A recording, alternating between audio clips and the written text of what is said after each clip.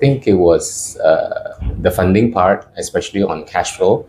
You can actually use cash flow to fund your business, and I think that's very interesting because sometimes as a traditional entrepreneur, you actually look at plus and minus, which is profit and loss. But there's actually another way to fund the business actually through cash flow. And in our business, cash flow is very good. And I think that's also a very interesting way to look at it, to how you multiply your company to raise funds.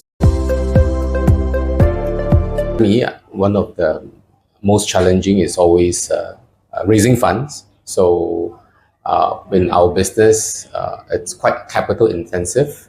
I'm in the retail FMCG business, so fundraising is always on top of our minds. But coming here opened my eyes and allowed me to see that there are many ways to raise funds through equity as well. That's really interesting, and that's where we should be heading as a leader of the company. I think everything rises and falls on the leader.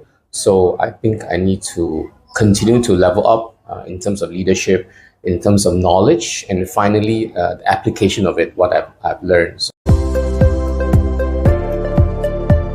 I think they gave me quite a nice roadmap for me to follow. And I think that's very good for me to incorporate all of that to be able to apply into our current business model and also to the rest of the partners. Yeah.